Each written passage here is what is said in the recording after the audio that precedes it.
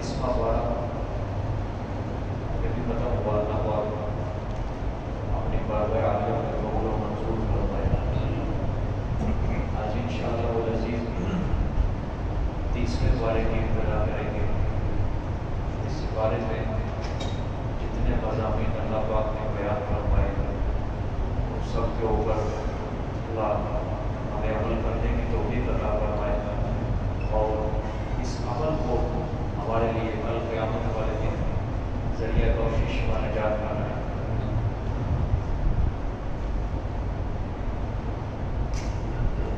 ابھی وہ دن بھی تھے کہ الحمد کی ابتدا ہوئی تھی، الف لام میم کی ابتدا ہوئی تھی، وقت گزرتا گیا اور آج اس میں بارے کی ابتدا ہو رہی ہے۔ بچپن کے دن ختم ہو گئے، ہم بڑے ہو گئے، بڑا مشغول ہو چکا ہے اور یہ بڑھاپا ایسا ہے جو خدا کو پسند ہے۔ جو یہ آتا جاتا ہے تو انسان اللہ کا قرب حاصل کرتا جاتا ہے، قرب حاصل کرتا جاتا ہے، نزدیک ہوتا جاتا ہے۔ جو آپ نے قرآن پاک پڑھا، جو سپارے ختم ہوتے گئے، جو سورت ختم ہوتی گئی، آپ اللہ کے قریب قریب قریب قریب ہوتے ہی گئے۔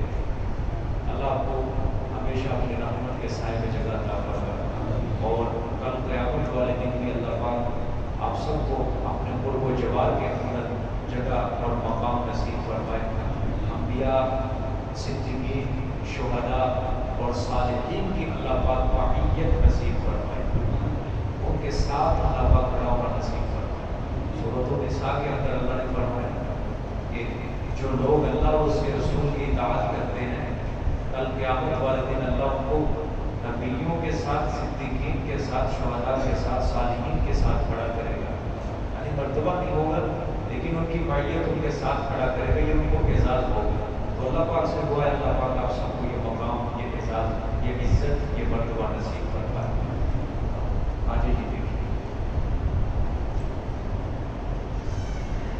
ربط سمجھنے پہلے کیونکہ یہ سورت باریک کر کے ایک ہی ربط ہے۔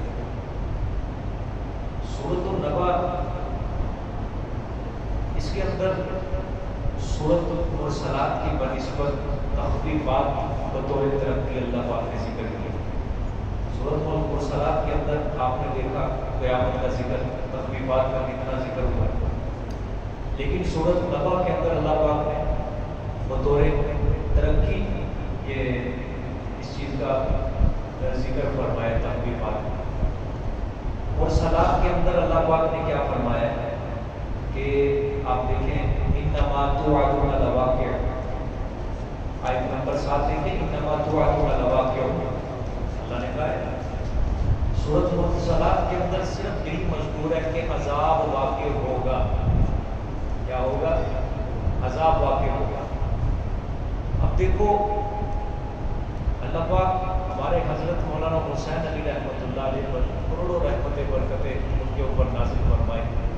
قرآن پاک کے اندر غوطہ لگا کے اس سورت کا ربط جڑا ہے اور عام آدمی کی سمجھ سے بھی باہر ہوتا ہے کہ کیا اس کا ربط ہے پچھلی سورت کے ساتھ۔ فرمایا کہ دیکھو اللہ نے فرمایا قیامت والے دن کیا واقع ہوگا؟ عذاب واقع ہوگا۔ اب کل قیامت والے دن عذاب کا واقع ہونا یہ کیا ہے؟ مصیبت ہے۔ کیا ہے؟ مصیبت ہے، مستقل پریشانی ہے انسان کے لیے۔ اور قیامت والے دن نعمت بھی ہوگی اور مصیبت بھی ہوگی۔ دنیا کے اندر نعمت بھی ہوتی ہے اور مصیبت بھی ہوتی ہے، قیامت والے دن بھی نعمت بھی ہوگی اور بولو سارے مصیبت بھی ہوگی۔ ٹھیک ہو گیا؟ دنیا میں بھی یہی ہوتی ہیں، نعمتیں بھی ہوتی ہیں اللہ کی اور مصیبتیں بھی ہوتی ہیں۔ ٹھیک ہو گیا؟ تو سورۃ مرسلات میں صرف یہی فرمایا انما توعدون لواقع، عذاب واقع ہوگا۔ یہ کیا ہے؟ مستقل مصیبت ہے قیامت کی۔ سورۃ نبا کے اندر اللہ پاک دنیاوی نعمتوں کا ذکر کریں گے۔ کس کا؟ دنیاوی نعمتوں کا ذکر کریں گے۔ تخفیفات کا سلسلہ بہت زیادہ ہے اس کے اندر، آخر کے عذاب کا سورۃ نبا، اور دنیاوی نعمتوں کا ذکر کریں گے لیکن دنیاوی مصیبتوں کا ذکر نہیں کریں گے۔ وجہ کیا ہے؟ وجہ یہ ہے کہ اللہ پاک فرمائیں گے قیاس کر لو کہ جس طرح دنیا کے اندر اللہ نعمتیں دیتا ہے تو مصیبتیں بھی کس کی طرف سے آتی ہیں؟ اللہ کی طرف سے آتی ہیں۔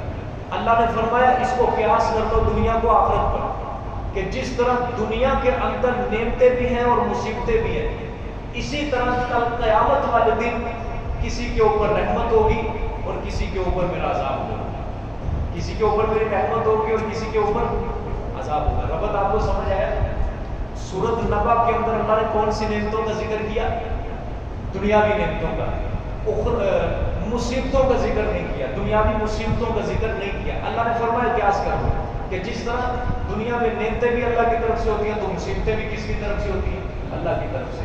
تو قیامت والے دن بھی یہی ہوگا، کسی کے اوپر مصیبت آئے گی اور کسی کے اوپر میری رحمت برسے گی۔ سمجھ آ گئی؟ یہ ربط ہو گیا۔ نیز سورۃ مرسلات میں محض تخفیفات کو، اس کے اندر زیادہ تر تخفیفات تھی، ٹھیک ہے۔ اور میں نے آپ کو بتایا تھا توحید کا ذکر ایک صورت میں آئے گا، ایک صورت میں نہیں آئے گا، ٹھیک ہو گیا۔ سورۃ دار میں توحید کا ذکر تھا، سورۃ مرسلات میں توحید کا ذکر نہیں آیا۔ اب سورۃ نبا میں توحید کا ذکر ہوگا۔ کس کا ذکر ہوگا؟ توحید کا ذکر ہوگا، ٹھیک ہے۔ اور یہ دیکھیں، یہ بھی دیکھ لیں توحید کا ذکر، آیت نمبر 37، آیت نمبر ہے 37۔ رب السماوات والارض وما بینہما الرحمن لا یملکون منہ خطابا۔ آسمان اور زمین کا رب کون ہے؟ اللہ ہے، اور جو کچھ ان کے درمیان ہے اس کا رب کون ہے؟ اللہ ہے۔ لا یملکون منہ خطابا یوم یقوم الروح والملائکۃ صفا لا یتکلمون الا من اذن له الرحمن وقال صوابا۔ یہاں تک توحید کا ذکر ہے اللہ نے فرمایا، یعنی ایک صورت میں ہوگا ایک صورت میں نہیں ہوگا، ٹھیک ہے۔ اچھا جی، خلاصہ بس یہی ہے، تخفیفات ہیں، دنیاوی نعمتوں کا ذکر ہے جو آپ کے سامنے ربط بیان کیا، وہ خلاصہ ہے سورت کے اندر آ جائے۔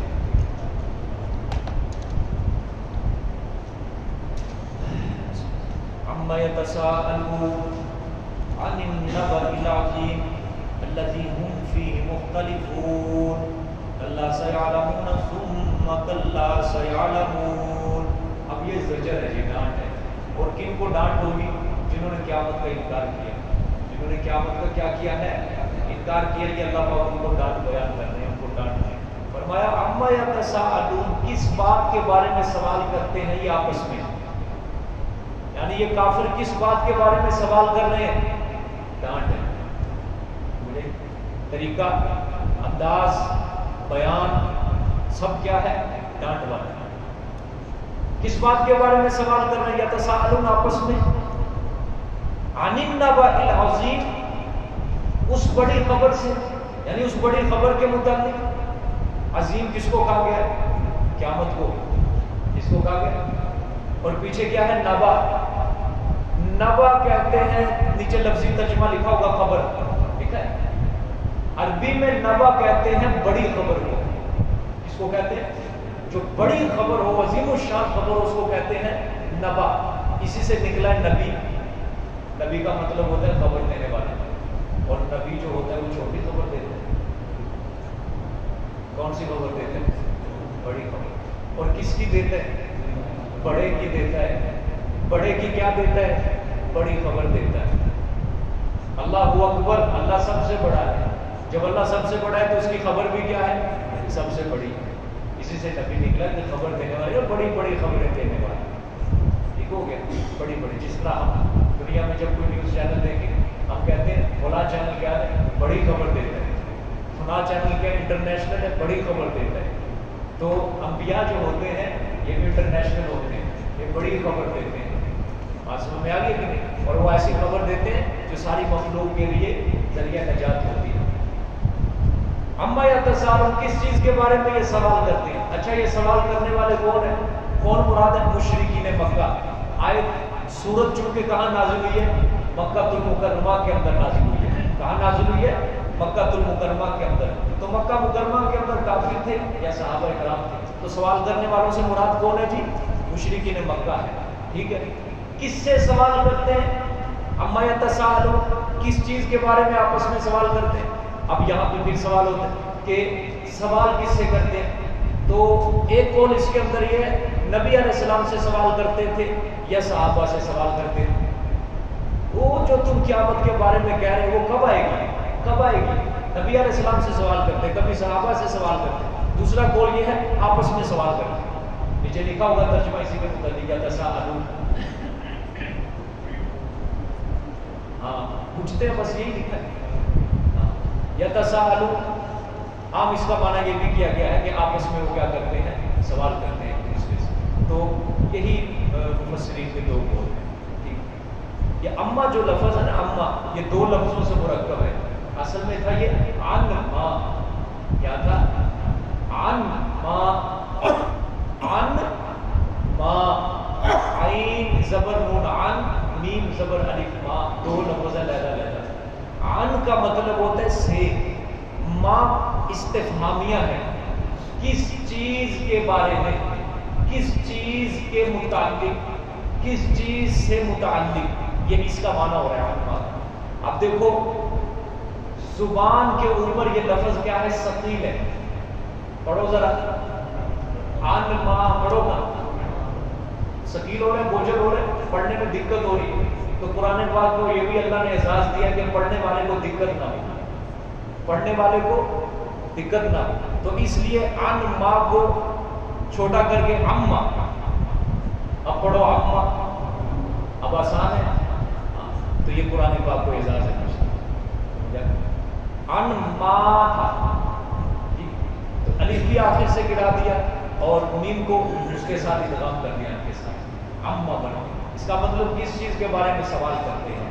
ٹھیک ہے، عن النبأ العظیم، اللہ پاک نے فرمایا، اس کا جواب خود ہی دے دیا کہ میرے پیغمبر بڑی خبر کے بارے میں سوال کر رہے ہیں، یہ بڑی خبر کے بارے میں سوال کر رہے ہیں، عظیم الشان خبر کے بارے میں یہ سوال کر رہے ہیں۔ مفسرین نے لکھا ہے یہ سوال جو کرتے تھے یہ معلومات کے تحت نہیں کرتے تھے، بلکہ ازراہ تمسخر، شرارت بازی، شیطان بازی کے تحت سوال کرتے تھے۔ ٹھیک ہے، یعنی ماحول اڑانا چاہتے تھے اسلام کا، مسلمانوں کا۔ ٹھیک ہے، اس وجہ سے یہ سوال کرتے تھے عن النبأ العظیم، یہ بڑی خبر کے بارے میں سوال کر رہے ہیں، یہ کوئی برائے اصلاح نہیں، برائے معلومات نہیں، بلکہ مذاق اڑانا چاہتے ہیں نبی علیہ السلام کا، مذاق اڑانا چاہتے ہیں اسلام کا، مذاق اڑانا چاہتے ہیں مسلمانوں کا۔ سمجھ آ گئی؟ آگے دیکھیں، الذی ہم فیہ مختلفون، وہ جو بیچ اس کے مختلفون اختلاف کرنے والے ہیں، وہ جو بیچ اس کے کیا کرنے والے ہیں؟ اختلاف، یعنی مسلمان مانتے ہیں اور وہ کیا کرتے ہیں؟ اختلاف کرتے ہیں، مخالف چل رہے ہیں، اختلاف کر رہے ہیں، نہیں مان رہے کیا کو اختلاف کر رہے ہیں، اللہ نے فرمایا۔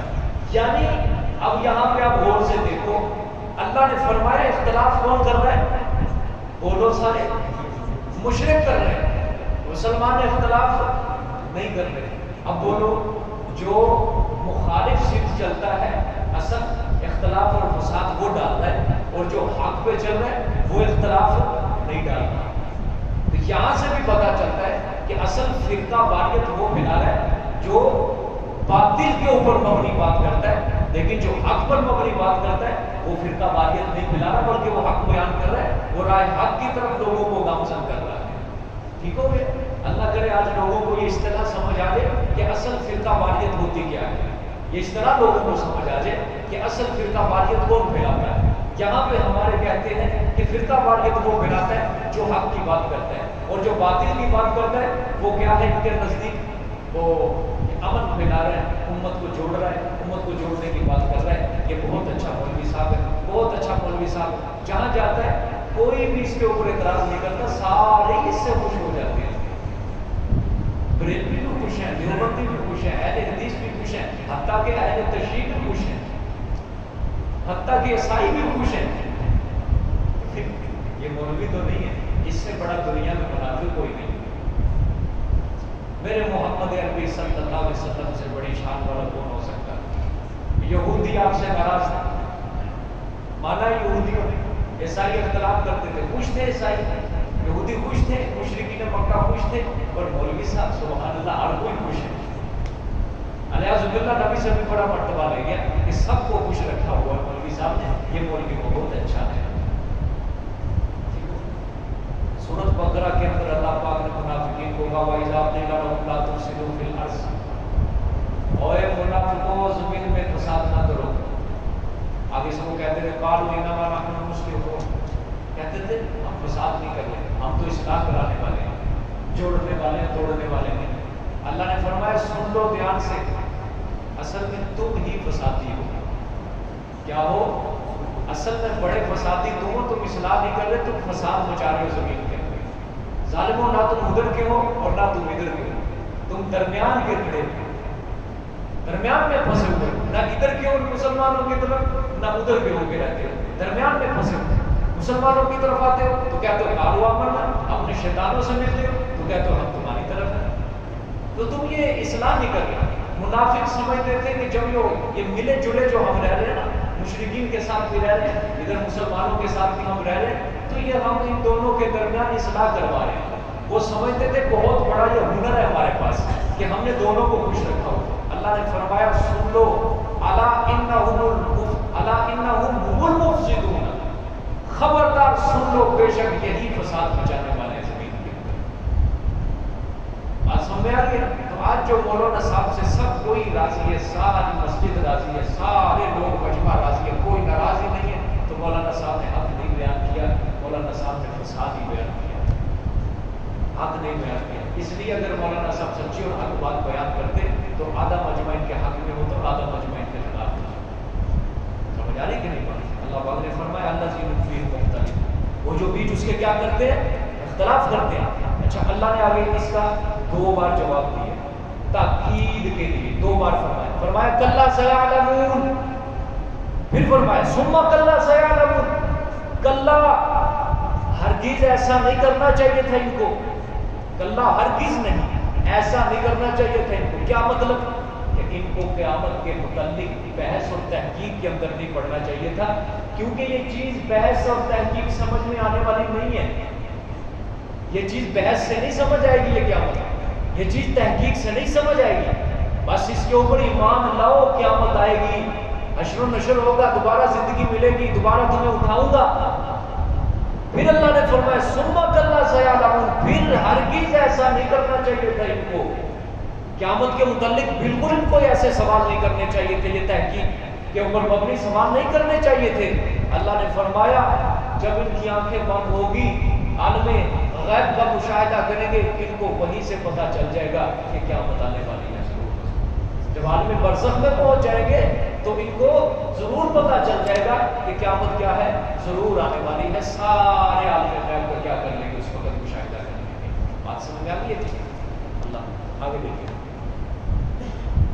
أَلَمْ نَجْعَلِ الْأَرْضَ مِهَادًا وَالْجِبَالَ أَوْتَادًا وَخَلَقْنَاكُمْ أَزْوَاجًا وَجَعَلْنَا نَوْمَكُمْ سُبَاتًا. اب یہ ساری اللہ نے دنیاوی نعمتیں ذکر کی، لیکن اللہ پاک نے مصیبتوں کا ذکر ترک کر دیا، چھوڑ دیا. مصیبتوں کا ذکر نہیں کیا. وجہ کیا ہے؟ اللہ نے فرمایا قیاس کر دو. جب دنیا میں نعمتیں بھی میں دیتا ہوں تو مصیبتیں بھی کیا ہے؟ نہیں دیتا.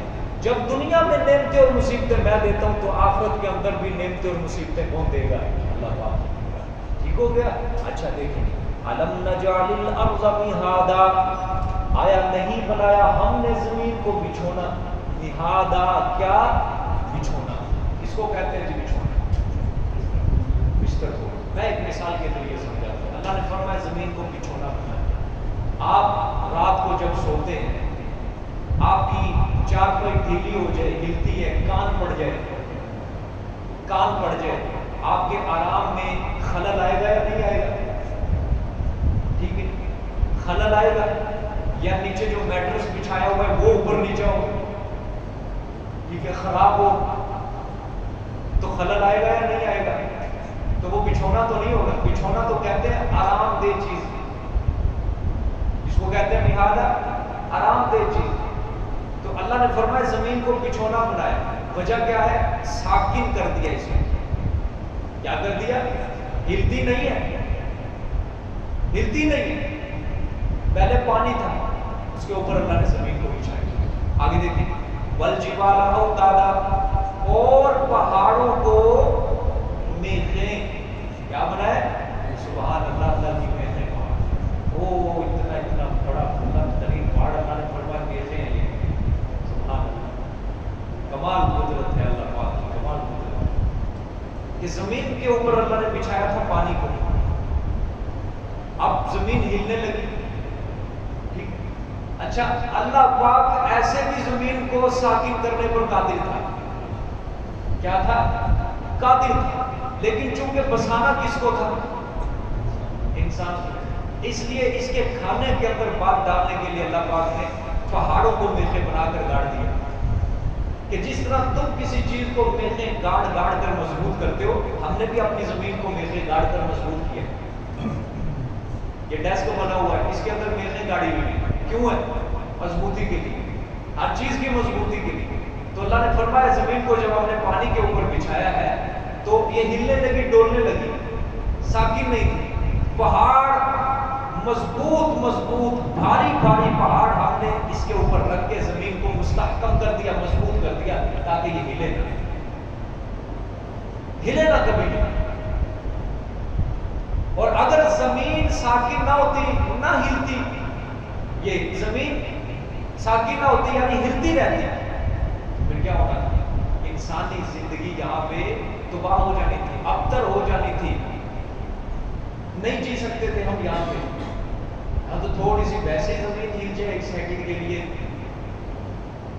انسان کے روح جو ہے وہ ادھر تک پہنچ جاتی ہے، دڑا نکل جاتے ہیں سارے، بس ہم گئے.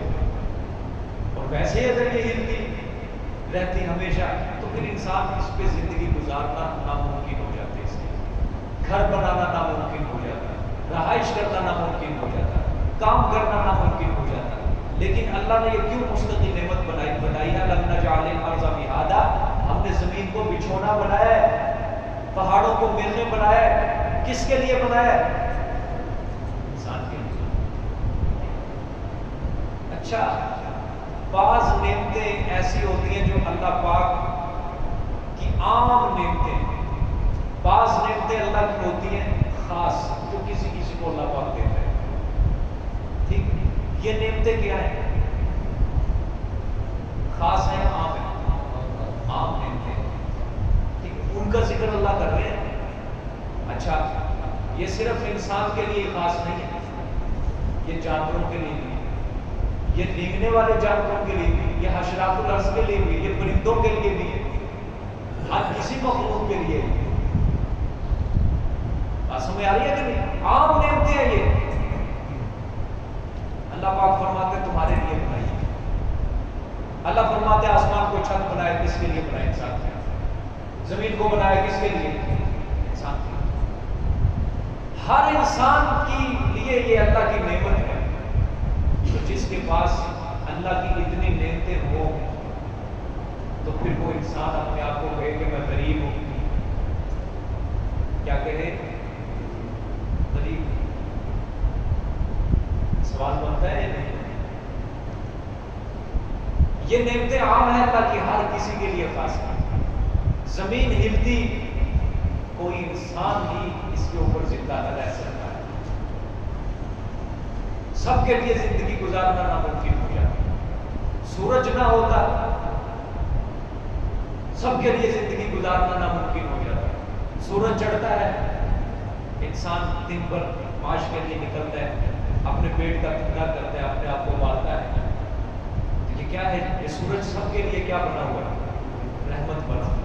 عام ہے. سمجھ آ رہی ہے؟ آگے دیکھیں. وَخَلَقْنَاكُمْ أَزْوَاجًا، اور پیدا کیا ہم نے تم کو ازواجا، جوڑے جوڑے، نر اور مادہ مراد ہے. کیا مراد ہے؟ نر اور مادہ. دیکھو اللہ نے فرمایا جوڑے جوڑے بنائے، اور صرف انسان کو سب کو بنایا. لیکن چونکہ قرآن کس کو مخاطب کرتا ہے؟ انسان کو اور جنات کو مخاطب کرتا ہے، اس لیے اللہ نے انسان کو مخاطب کیا. فرمایا کہ تمہیں ہم نے کیا بنایا ہے؟ جوڑا جوڑا بنایا ہے، نر اور مادہ بنایا ہے، تاکہ اس کے ملاپ سے تمہاری نسل کیا ہو سکے؟ جاری ہو سکے. اور یہ بھی اللہ کی مستقل نعمت ہے. نسل انسانی کی آباد کرنے کے لیے اللہ پاک نے یہ چیز کیا کر دی ہے؟ عام کر دی ہے. ہر کسی کے اندر نر اور مادہ رکھتی ہے. کبوتر کبوتری، مرغا مرغی، ٹھیک ہے، بھینس بھینسا، گائے بیل، ہر چیز کے اندر نر اور مادہ آپ کو نظر آئے. اور نسل بڑھتی جا رہی ہے، بڑھتی جا رہی ہے. بکرا مستقل اللہ باقی رہتا ہے. وَخَلَقْنَاكُمْ أَزْوَاجًا. آگے دیکھیں وَجَعَلْنَا نَوْمَكُمْ سُبَاتًا، اور بنایا ہم نے تمہاری نیند کو سباتا. کیا معنی لکھا ہے جی؟ جی راحت کا ذریعہ، آرام کا ذریعہ، سکون کا ذریعہ. سبحان اللہ. اور یہ نعمت بھی کیا ہے جی؟ خاص ہے یا عام ہے؟ بولو سمجھ. عام نعمت ہے یہ بھی سب کے لیے، اور صرف انسان کے لیے، صرف انسان کے لیے، جانور کے لیے، حیوان کے لیے، اشراف النفس کے لیے، پرندوں کے لیے، ہر کسی کے لیے. ہمارا تو کبھی اس طرف خیال ہی نہیں گیا کہ یہ نیند اللہ کی نعمت ہے. سبحان اللہ. کبھی کیا ہو کسی کا خیال؟ ہم تو صرف لیٹتے ہیں اور یا کوئی کتاب پڑھ رہا ہے، پڑھتا پڑھتا سو گئے، موبائل دیکھ رہے ہیں، دیکھتے دیکھتے سو گئے. ہمارا تو خیال ہی نہیں کیا. صبح اٹھتے ہیں، اللہ قرآن میں فرماتا ہے تیری روح واپس کر دیتے ہیں ہم، تیری روح واپس کر دیتے ہیں. کبھی خیال ہی نہیں کیا دوبارہ زندگی نصیب ہوگی. مگر نہ کئی لوگ تو سوتے ہیں اور میدان حشر تک سوتے ہی رہ جائیں گے. سو گئے، سوتے ہی رہ گئے، دوبارہ اٹھنے نصیب دی. دوبارہ اٹھے، اللہ نے مستقل نعمت دی، کبھی خیال نہیں کیا. نیند آئی، کبھی خیال نہیں. کیا خیال ہے؟ اللہ فرما رہے ہیں تمہاری نیند کو کیا بنایا ہے؟ بولو سارے، راحت کا ذریعہ بنایا. راحت کا ذریعہ انسان نیند کے ذریعے، دیکھو جب انسان کو نیند آتی ہے تو اس سے انسان کے توہمات ہوتے ہیں دماغ کے اندر، اور غم ہوتے ہیں، مختلف افکار ہوتے ہیں، فکریں ہوتی ہیں. اس کے قلب اور دماغ کو نیند کی وجہ سے کیا ملتی ہے؟ راحت ملتی ہے. یہ ہے اصل بات. دیکھو کسی انسان کے ذہن میں غم چل رہا ہے، کوئی بڑی پریشانی فکر ہے یا تھکاوٹ ہے، انسان سو جائے، اٹھے، کیا ہو جاتا ہے؟ فریش، راحت ملتی ہے. قلب اور دماغ کو، پورے جسم کو راحت ملتی ہے. تو یہ اللہ باقی کیا ہے؟ مستقل نعمت ہے. دنیا کی کوئی راحت نیند کے بغیر نہیں مل سکتی. جاؤ جملے ایک جملے میں ختم کرتا ہوں بات. دنیا کی کوئی راحت نیند کے بغیر نہیں مل سکتی. بولو سارے، دنیا کی کوئی راحت نیند کے بغیر نہیں مل سکتی. اللہ اکبر. ذرا گہرائی کے اندر انسان اترے. دیکھو صبح کا معنی یہی اللہ نے کیا نا، راحت کا ذریعہ بنایا ہے. اللہ کے بندو، آپ کو نیند آئے گی، راحت ملے گی تو آپ کام کے لیے اٹھیں گے. یہ ہر کسی کے ساتھ خاص ہے. پڑھانے والا ہے، نہ پڑھانے والا ہے، کام کرنے والا، مزدوری کرنے والا، مستری ہے، مل اونر ہے، بزنس مین ہے، ہر کوئی بندہ، جو بھی، پرندے بھی لگا لو، حیوانات بھی لگا لو، سب کچھ اس میں شامل ہے. جب نیند ہی اس کو نہ آئے گی تو پھر راحت نصیب ہی نہیں. اور جب راحت نہیں تو کوئی کام کر سکتا ہے؟ سبحان اللہ، کوئی کام نہیں کر سکتا. تو نیند اللہ کی مصیبت کیا ہے؟ نعمت. ذرا اس عظیم الشان نعمت کے اوپر ذرا اور غور و فکر کرو. اللہ پاک نے فرمایا صبح تھا، ساری مخلوق میں اللہ نے اس نعمت کو کیا کیا ہوا ہے؟ خاص نہیں کیا، صرف عام کیا ہوا ہے. سب کو دی ہوئی ہے. امیر کو بھی نیند دی ہے اور غریب کو بھی نیند دی، عالم کو بھی نیند دی ہے، جاہل کو بھی دی ہے، نیک کو بھی دی ہے، بد کو بھی دی ہے، بخت والے کو بھی دی ہے اور بدبخت کو بھی دی ہے. سب کو یہ دولت یکساں ہے، یکساں ہے. لیکن ایک تجزیہ ہے یہاں پہ، عجیب تجزیہ ہے. دنیا کا آپ مطالعہ کرو، دیکھو حالات کا مشاہدہ کرو ذرا. آج دنیا میں امیر وہ بھی نیند سے پاک نہیں، غریب بھی نیند سے پاک نہیں. تجزیہ یہ ہے کہ دیکھو امیر کے پاس آج رہنے سہنے کے لیے، رہائش کے لیے آرام دہ چیزیں بہت زیادہ ہیں، اور غریب کے پاس نہیں ہے. امیر کے پاس کیا ہے؟ اچھا پلنگ ہے، اچھا بیڈ ہے، اچھا میٹرس ہے، اچھا کمبل ہے، اچھی چادر ہے، اچھا تکیہ ہے، اور سکون کے لیے اچھی رہائش ہے، ایئر کنڈیشن لگا ہوا ہے، اچھا پنکھا لگا ہوا ہے، لیکن نیند پھر بھی گولیاں کھا کر آ رہی ہے. آئے آئے نیند پھر بھی گولیاں کھا کر آ رہی ہے. اور ایک طرف غریب ہے، ایک چھوٹی سی کلی ہے، خیمہ ہے، جھونپڑی ہے، نہ ایئر کنڈیشن ہے، نہ اچھا تکیہ ہے، نہ اچھا بستر ہے، آرام سکون سے بغیر گولی کھائے سو جاتے ہیں اور صبح کو اپنے ٹائم پہ اٹھ جاتے ہیں. اللہ تو یہ اب پتا چلا کہ نہیں نعمت ہے کہ جو لوگ گولیاں کھاتے ہیں نا نیند کی، پوچھو ان سے ذرا جا پوچھو ان سے کہ نیند کتنی بری نہیں. رات کو جب تک گولی نہ کھا لیں نیند نہیں آتی، گولی کھائیں گے تو نیند آئے گی. آپ میں سے کون کون بغیر گولی کے سوتا ہے؟ آپ کھڑا کرو. اب اللہ کا شکر ادا کرو. الحمدللہ، بلند آواز سے بولو الحمدللہ. یا اللہ تیرا شکر ہے، اسی طرح ہمیں مرتے دم تک اسی حال پہ رکھ کے بغیر گولی کے، بغیر میڈیسن کے. یا اللہ یہ نیند رات کو آئے. ہاں میں نے کہا نا، دنیا کی کوئی راحت، کوئی سکون، کوئی اطمینان آپ نیند کے بغیر حاصل کر ہی نہیں سکتے. اللہ ہو اکبر. اس لیے اللہ نے فرمایا وَجَعَلْنَا نَوْمَكُمْ سُبَاتًا. اللہ قرآن میں فرمانا یہ چاہتے ہیں، اے انسان جتنا مرضی اچھا پلنگ بنا لے، جتنے مرضی ایئر کنڈیشن رکھ لے، جتنے مرضی اچھے تکیے بنا لے، لیکن نیند جو میری نعمت ملے گی نا، یہ ان چیز کے تابع نہیں ہے کہ تیرے نیچے میٹرس اچھا ہو، تیرے نیچے تکیہ اچھا ہو، تیرے اوپر کمبل اچھا ہو تو پھر تجھے نیند آئے گی. یہ اس چیز کی یہ ہماری نعمت محتاج نہیں ہے، بلکہ یہ نعمت ہم اسی کو دیتے ہیں جس کے اوپر ہمارا نظر کرم ہوتا ہے. سبحان اللہ، سبحان اللہ. اور یاد کر لو، جس مرضی ڈاکٹر سے جا کے پوچھو، اللہ پاک سب کو بچائے، کسی کو گولی پہ نہ لگائے. جس کی نیند پوری نہیں ہوتی، گولیاں کھا کے جو سوتا ہے، اس کی عمر اتنی زیادہ نہیں ہوتی، بہت جلد سانس ختم ہو جاتے ہیں، بہت بڑی بیماری اٹھنے کا خطرہ ہو جاتا ہے اس کے لیے. میں بچوں سے بھی کہوں گا، بڑوں سے بھی میری گزارش ہے، جلدی سونے کی رات کو عادت بنایا کرو. کیا بناؤ؟ جلدی سونے کی عادت بناؤ. دیکھو آگے میں آپ کو بتاتا ہوں، آگے آیت پڑھیں. وَجَعَلْنَا اللَّيْلَ لِبَاسًا. اور کیا ہم نے رات کو لباسا. کرو ترجمہ ذرا.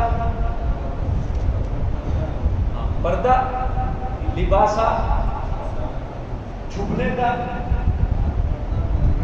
ہاں پردہ بنایا رات کو، لباس بنایا، کیونکہ لباس چھپانے کے لیے استعمال ہوتا ہے نا، سطر کو چھپایا جاتا ہے، اس وجہ سے وہ کیا کہتے ہیں؟ لباس کہتے ہیں.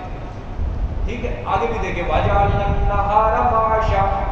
اور کیا ہم نے دن کو معاشا، محنت اور مزدوری کے لیے. ٹھیک ہے دن کو کیا بنایا ہے؟ کمائی کرنے کا ذریعہ. معاش کمائی کرنے کا ذریعہ بنایا ہے. اب سمجھنی ہے میری اصل بات. پہلے نیند کا ذکر کیا، پھر رات کا ذکر کیا، پھر دن کا ذکر کیا. اللہ نے دیکھو وَجَعَلْنَا اللَّيْلَ لِبَاسًا صرف یہ ذکر کر دیتے، نیند کا الگ مستقل ذکر کیا. نیند کا کیا کیا ہے؟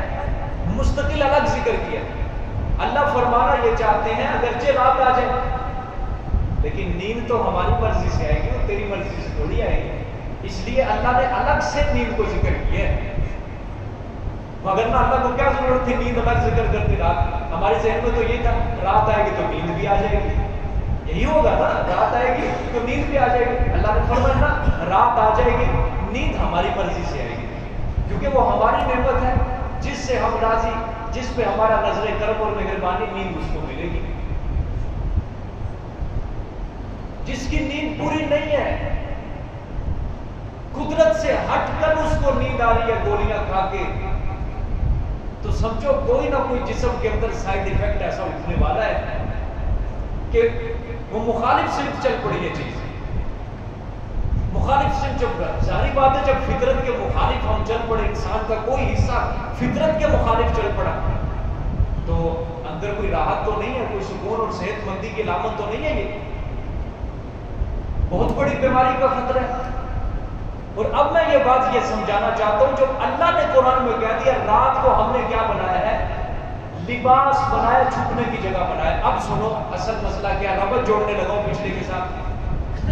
نیند آنی ہے، نیند کے لیے ضروری یہ ہے کہ شور شرابہ نہ ہو، نیند آنے کے لیے ضروری ہے سکون ہو، اطمینان ہو، چاروں طرف پھر نیند آئے گی۔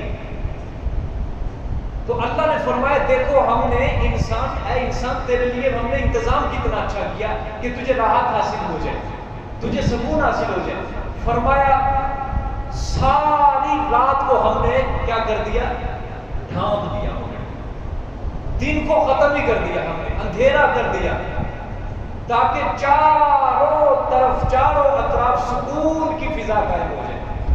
اللہ اکبر، چاروں طرف کیا قائم ہو جائے، سکون کی فضا قائم ہو جائے اور تو آرام کے ساتھ نیند کر کے راحت حاصل کر سکے۔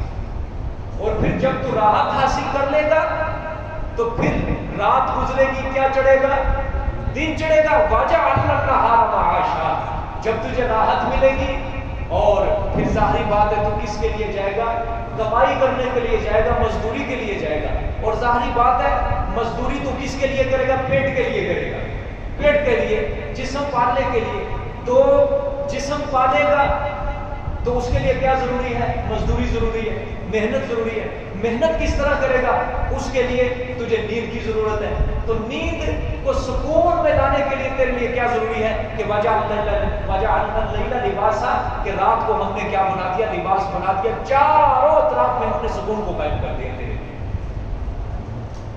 یہ مفہوم سمجھ آ گیا سب کو عنایت ہوگا۔ اب ذرا آؤ میری طرف غور کرنا ہے۔ آج ہمارے گھروں کے اندر اس فطرت کے خلاف آج کام چلا ہوا ہے، نہیں چلا ہوا؟ ڈاکٹر کیا کہتے ہیں، 24 گھنٹوں میں 8 گھنٹے نیند انسان کے لیے ضروری ہے، یہی کہتے ہیں 8 گھنٹے نیند انسان کے لیے ضروری ہے، اور وہ رات کی ہے۔ میں آپ کو سچی بات بتاؤں، رات کو پوری رات جاگ پورا دن سو لو، لیکن تھکاوٹ راحت انسان کو کبھی محسوس نہیں ہوگی۔ وجہ فطرت کے خلاف، فطرت کے خلاف چلا ہوا ہے۔ اللہ نے رات کو ہی سکون کا ذریعہ بنایا، بس رات کو نیند نہیں کرو گے تو فطرت کے خلاف چل رہے ہو۔ اور جو موبائل چلانے کے عادی ہیں زیادہ تر،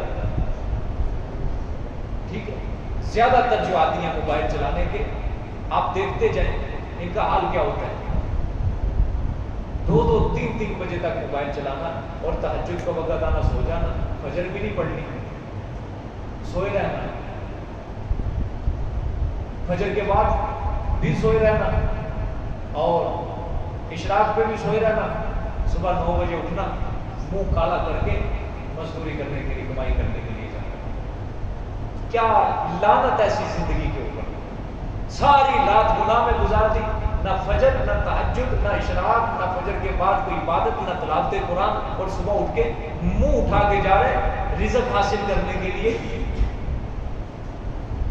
ساری رات گناہوں میں گزار دی، نہ نیکی کی نہ برائی سے بچا، دونوں ہی کام غلط، نہ نیکی کی نہ برائی سے بچا، اور جا رہا ہے رزق دینے والے کا رزق حاصل کرنے کے لیے۔ اس سے بڑا بےایمان اور کون ہو سکتا ہے، کون ہو سکتا ہے؟ یا جو چھوٹے چھوٹے جو یہ جوان نسل اٹھ رہی ہے، ان کے ذرا منہ دیکھنا کبھی، ان کے منہ ہیں صحت مندوں والے، کبھی نہیں آپ کو دیکھیں، کبھی نہیں۔ صحت مندی کی علامت ہے کیا ہے؟ ساری رات موبائل دیکھ دیکھ کے منہ کے اوپر لعنتیں برسائیں گے۔ کیوں؟ فطرت کے خلاف چل رہے ہیں، فطرت کے خلاف۔ اللہ قرآن میں کہہ رہا ہے نیند کو میں نے راحت کا ذریعہ بنایا، اللہ کہہ رہا ہے میں نے رات کو لباس بنایا، اللہ کہہ رہا ہے میں نے دن کو معاش کے لیے بنایا۔ اور ہمارے ملک کے اندر تو رواج ہی الٹا ہو گیا، آج رات کو کام کرتے ہیں اور دن کو کیا کرتے ہیں، سو جاتے ہیں، 12 بجے اٹھ کے کام کرتے ہیں جا کے۔ کراچی کے اندر تو ہے ہی یہی چیز، وہاں کے تو حالات ہی کچھ اس طرح کے، اور ہمارے شہروں کے اندر بھی یہ فضا کیا ہو رہی عام ہو رہی ہے، تو فطرت کے خلاف یہ چیز یاد کریں۔ اپنے گھروں میں جلدی سونے کا اہتمام کریں، جلدی سونے کا اہتمام کریں۔ اگر چاہتے ہو بڑھاپا جلدی طاری نہ ہو، کچھ جی لیں، کچھ جی لیں، سانس کچھ زیادہ بڑھ جائے تو یہ فطرت کے مطابق چلنا شروع کر دو، آج سے شروع کر دو۔ آپ دل میں سوچ رہے ہوں گے نہیں جی گھر کا نظام ہی چل ایسا بن گیا، گھر کا نظام ہی ایسا بن گیا، کب سے بنا ہے، کب سے بنا ہے؟ ظاہری بات ہے ابتدا تو ہے نا جب سے بنا ہے، اس سے پہلے کو سوچ لو، وہ بھی تو عادت تھی نا، اچھی عادت، تو یہ جب سے درمیان میں بنا ہے ذرا ختم کرو، چھوڑو، اچھی عادت اپناؤ۔ بچوں کو نہیں نصیحت کرتے بری عادت سے بچو، اچھی عادت اپنایا کرو، اچھے کام کیا کرو، تو بڑوں کو بھی چاہیے کہ اچھی عادتیں اپنانی چاہیے، اپنے بچوں کو جلدی سلانا چاہیے، صبح کو فجر کی نماز کے لیے ان کو جلدی اٹھانا چاہیے۔ ہمارے یہاں کیا ہوتا ہے، فجر کی نماز کے بعد سوتے ہیں، حالانکہ فجر کی نماز کے بعد سونا نہیں چاہیے، اس میں رزق میں کمی ہوتی ہے۔ میں ایک عالم سے سن رہا تھا، میں نے پڑھی نہیں ہے روایت، حضرت فاطمہ رضی اللہ تعالیٰ عنہ کو آپ صلی اللہ علیہ وسلم نے فرمایا تھا کہ فاطمہ اگر تجھے چاہتی ہے نا کہ رزق اللہ کی طرف سے زیادہ ملے تو فجر کے بعد کبھی مت سونا، فجر کے بعد اللہ پاک کی عبادت کرنا، اللہ تیرے رزق میں وسعت عطا فرمائے گا، وسعت عطا فرمائے گا۔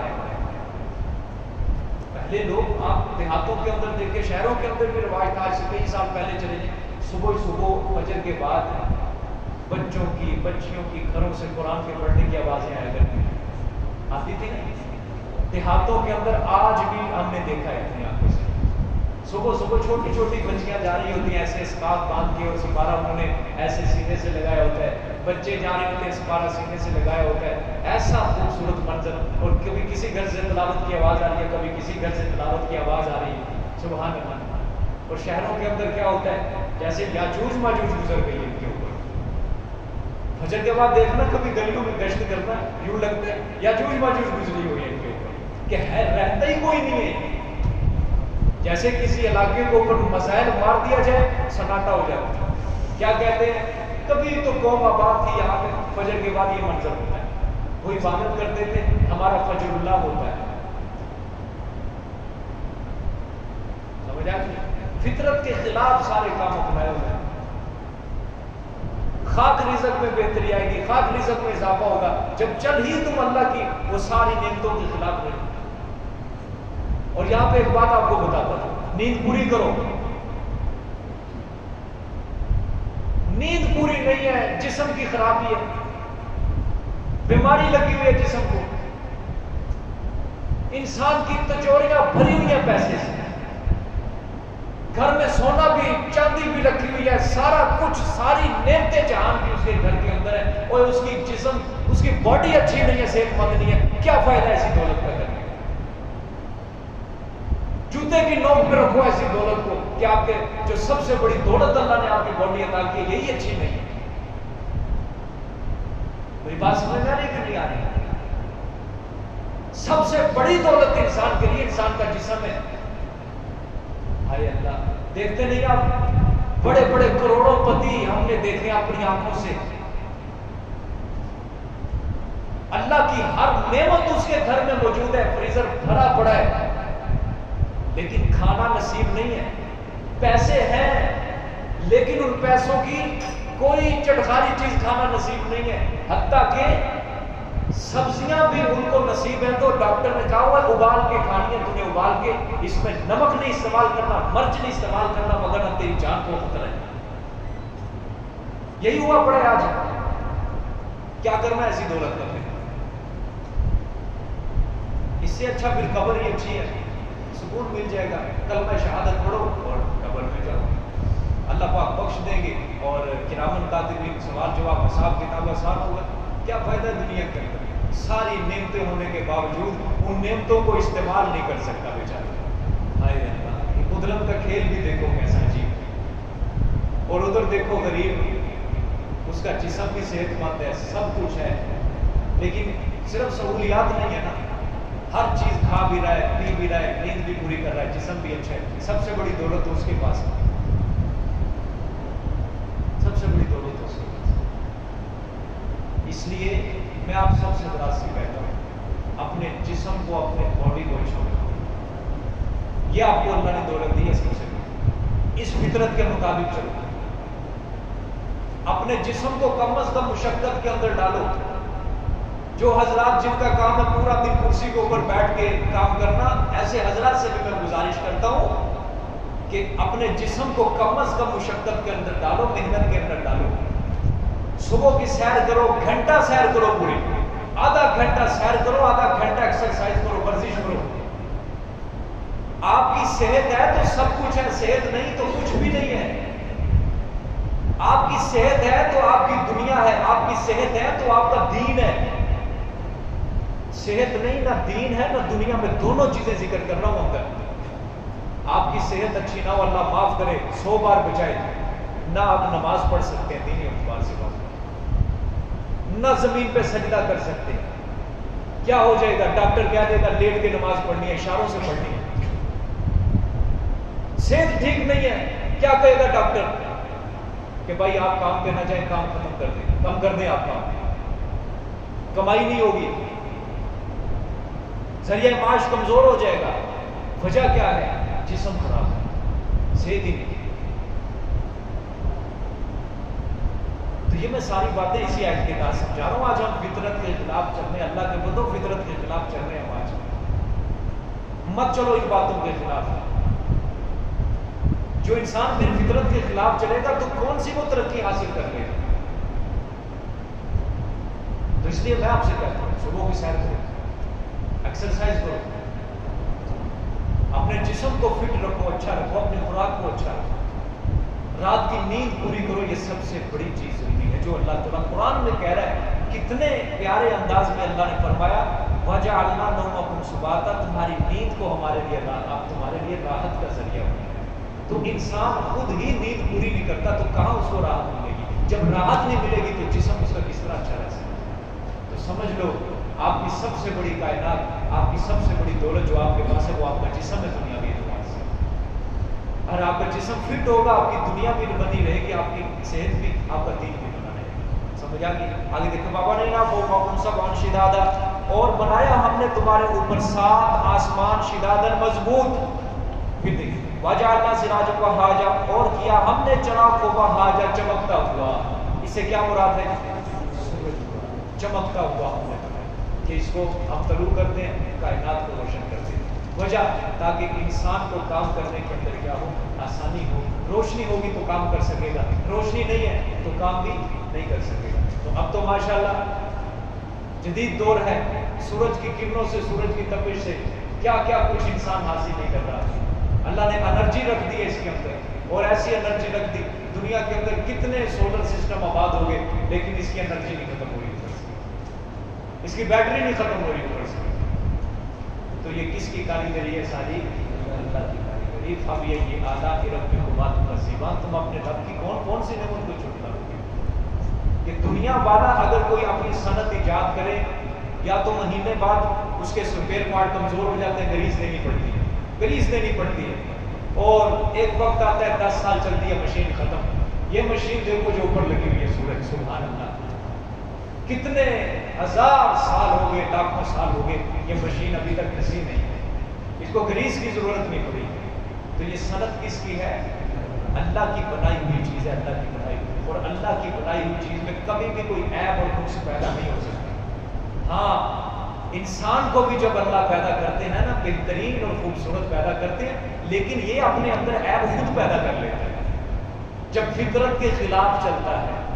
اللہ قرآن میں کہتا ہے چاند سورج یہ اپنی پٹری پر چل رہے ہیں، کہتا ہے کہ نہیں؟ میرا حکم مان ہے، سورج صبح طلوع ہو کر غروب ہو جاتا ہے، کیا ہے؟ پٹری پر چل رہا ہے، بالکل اللہ کے حکم کی خلاف ورزی نہیں کرتا.